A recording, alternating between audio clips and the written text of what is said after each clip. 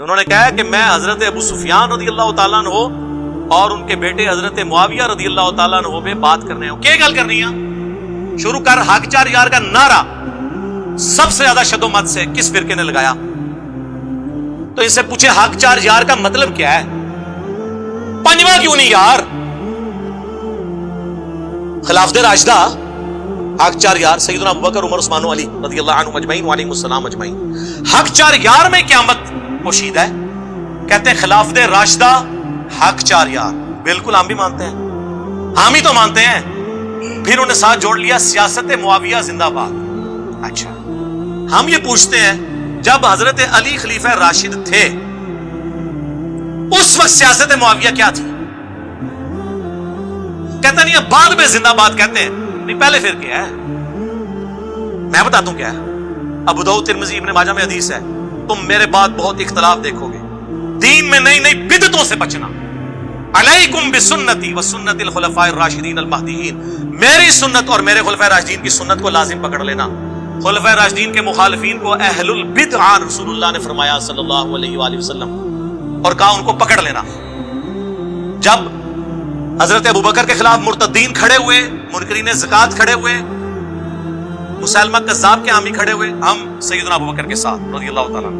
حضرت عمر کے دور میں اس قسم کا اندرونی فتنہ کوئی نہیں تھا, وہ بیرونی قادسیہ اور شرک. حضرت عثمان کے خلاف جب بلوائی کھڑے ہوئے, ہم سیدنا عثمان کے ساتھ.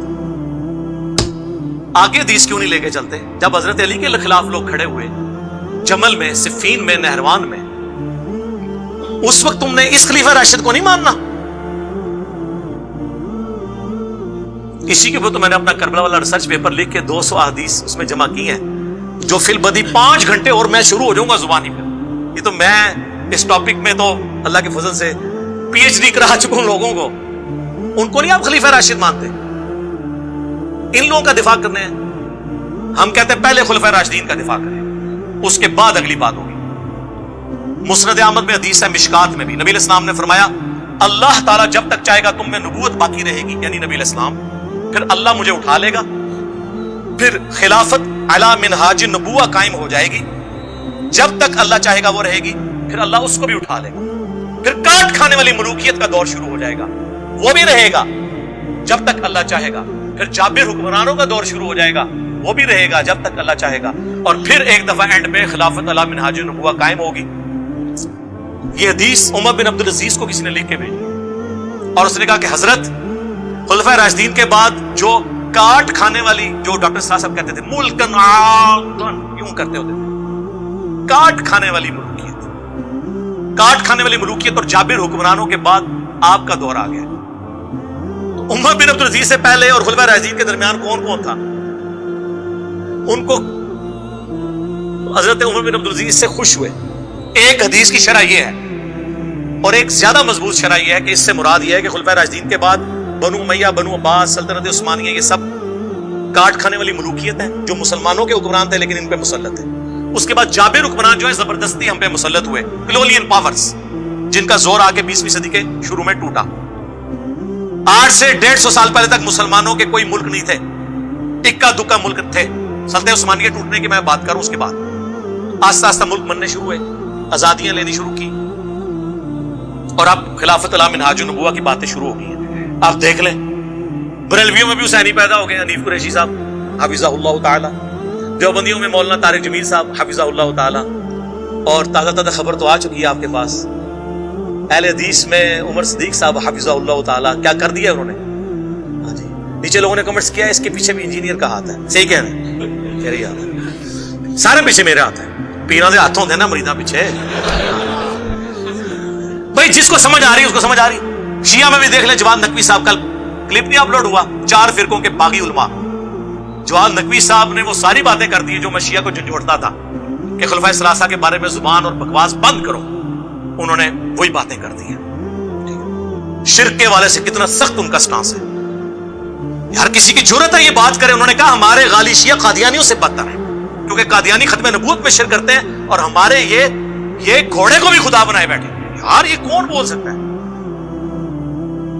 انہوں نے کہا ہم سے بھی آگے ایک ڈگری ہے. جڑے عبد القادر جیلانی کے بارے کہتے ہیں انہوں نے بھی روح کھول لی اللہ کو واپس.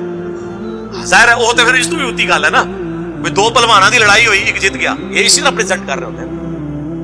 وہ بابیوں کو کھنگڑ نہیں دینا کسی نے، روح کھولی. اور یہ عبدالقادر جیلانی رحمۃ اللہ علیہ کا کوئی قصور نہیں، ان کی طرف جھوٹ منسوب ہے. جیسے عیسیٰ ابن مریم کی طرف لوگوں نے ڈیوینٹی کلیم کی، ان کا قصور نہیں ہے. تو یہ حضرت معاویہ رضی اللہ تعالیٰ کے بارے میں ہمارا ان کو، یار ہم صحابی مانتے ہیں انہیں، یہ کوئی چھوٹی بات ہے ہم انہیں صحابی مان رہے ہیں. ہم کہہ رہے ہیں ان پہ گالی گلوچ نہ کریں. ہمارا اختلاف یہ ہے کہ رسول اللہ کیا فرما کے گئے ہیں صلی اللہ علیہ وسلم. مسند احمد کی حدیث سن لی، ابو داؤد ترمذی میں حدیث ہے، نبی علیہ السلام نے اس کا بریک اپ بھی دیا ہے. رسول اللہ کے آزاد کردہ غلام سفینہ رضی اللہ تعالیٰ عنہ کہتے ہیں نبی علیہ السلام نے فرمایا تھا میرے بعد خلافت علی منہاج النبوہ 30 سال رہے گی،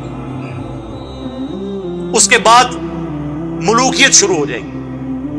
اور کہا بیٹا گن، ابو بکر کے 2 سال، عمر کے 10 سال، عثمان کے 12 سال اور علی کے 6 سال. اس میں بھی 5.5 سال جو ہیں وہ سیدنا علی کے ہیں اور 6 مہینے سیدنا حسن ابن. تو شاگرد کہنے لگا کہ یہ بنو امیہ والے تو کہتے ہیں کہ حضرت علی خلیفہ ہی نہیں، اور اس میں ابو داؤد نے لکھا یہ کہتے ہیں علی علیہ السلام خلیفہ نہیں. علیہ السلام کا لفظ لکھا، جو مولوی نے عربی میں لکھا رہنے دیا، اردو میں نکال دیا. اسلام 360 میں بھی نکلا ہوا ہے، عربی میں ہے، اردو میں نکلا ہوا ہے. صحیح بخاری میں 6318 میں فاطمہ اور علی علیہ السلام لکھا ہوا ہے، عربی میں لکھا ہے، اردو میں رضی اللہ عنہ لکھا. صحیح بخاری میں 3748 برأس الحسین علیہ السلام، حسین علیہ السلام کا سر کاٹ کر عبید اللہ ابن زیاد کے سامنے تشت میں رکھا گیا. اللہ کی لعنت ہو، اللہ کے فرشتوں کی لعنت ہو، تمام لعنت کرنے والوں کی لعنت ان لوگوں پہ جنہوں نے حضرت حسین ابن علی کے ساتھ یہ کیا. اور امام بخاری نے لکھا برأس الحسین علیہ السلام، انہوں نے ترجمے میں کیا حسین رضی اللہ عنہ کا ساتھ. مولانا شریف کو مسلم شریف سے، بخاری شریف سے باہر نکالے تو پھر پیور آپ کے سامنے بخاری مسلم آئے گی، اور یہ ذمہ داری ہماری ہے نکالنے. علی علیہ السلام کو یہ خلیفہ ہی نہیں مانتے. حضرت سفینہ کو اتنا غصہ ہے، انہوں نے کہا ان کی پیٹھ سے یہ جھوٹ نکلا ہے. حق تو یہ ہے کہ ان کی اپنی خلافت بنو امیہ بنو زرقا کی شریر ترین بادشاہت ہے اس روئے ارض کی، شریر ترین بادشاہ. اور یہ کہتے ہیں نہیں وہ بیعت تو کرنا چاہتے تھے، خلیفہ تو مانتے تھے، اس میں موجود ہے وہ خلیفہ نہیں مانتے. اچھا اب لوگ کہتے ہیں یہ حضرت سفینہ چونکہ 74 ہجری میں فوت ہوئے ہیں، انہوں نے یزید کا زمانہ بھی پایا ہے، اس کے بعد بھی یہ 10 سال زندہ رہے ہیں، یہ یزید کو کہہ رہے تھے. چلو شکر ہے یزید تک آ گئے ہو. اسی تو ہم دسنا کیا کن ہوئے انہوں نے. اس کا ایک طریق مسند ابی داؤد طیالسی میں ہے. جب وہ کہتا ہے نا کہ جی ابو بکر عمر عثمان و علی، تو وہ شاگرد پوچھتا ہے حضرت سفینہ سے کہ پھر حضرت معاویہ کیا ہے اگر خلافت ختم ہو چکی ہے؟ تو انہوں نے کہا وہ اسلام کے پہلے بادشاہ ہیں، ملک ہیں، ہم انہیں خلیفہ نہیں مانتے. لوگ کہتے تھے خلیفہ راشد نہیں مانتے، سر ہم خلیفہ بھی نہیں مانتے.